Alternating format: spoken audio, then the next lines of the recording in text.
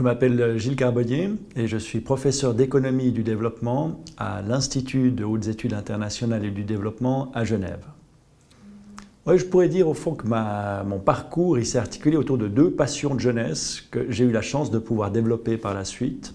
D'abord, à 18 ans, j'ai découvert l'Amérique latine et j'ai vraiment été frappé par la misère qui régnait dans des communautés minières et souvent dans des villes comme Potosi en Bolivie, qui sont des villes d'où ont été extraites des richesses énormes à l'époque de la colonisation espagnole et qui aujourd'hui, ou en tout cas à l'époque, dans les années 80, étaient extrêmement pauvres.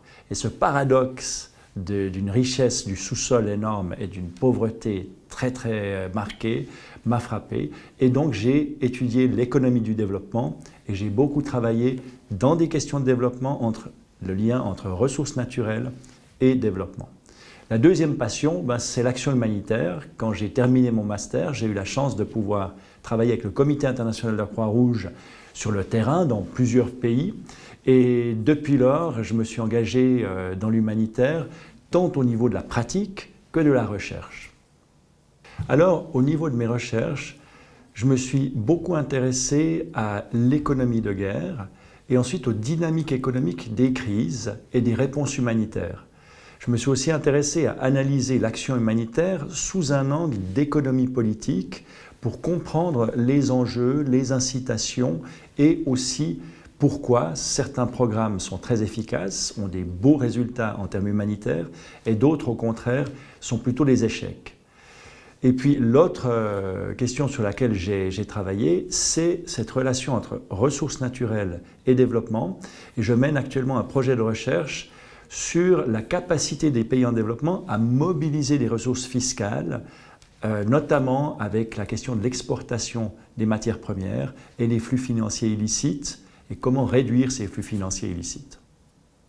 Je dirais que du côté du monde académique, pour moi, en sciences sociales, c'est essentiel de sortir de notre tour d'ivoire et d'être engagé sur les grandes questions de ce monde, à commencer par des crises que l'on voit dans des conflits tels que la Syrie, l'Irak, et de s'engager pour essayer d'amener une meilleure compréhension et puis, si possible, de contribuer à de meilleures réponses. Et puis, du côté de l'humanitaire, je crois qu'il y a une ou deux décennies, on était très dans les opérations de terrain et souvent on disait mais à quoi bon perdre du temps avec des chercheurs, à quoi bon perdre du temps avec des questions théoriques. Aujourd'hui, il me semble qu'au contraire, il y a vraiment beaucoup d'appétit, beaucoup d'intérêt des praticiens de l'humanitaire à se remettre en question, à mieux comprendre les situations pour essayer de mieux y répondre.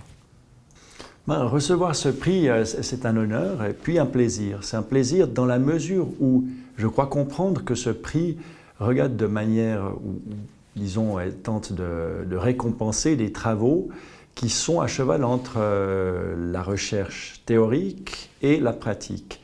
Et j'ai toujours tenté d'axer mes recherches sur aussi des implications pour les décideurs politiques, pour les praticiens de l'humanitaire, pour améliorer, au fond, la réponse humanitaire à des situations de crise.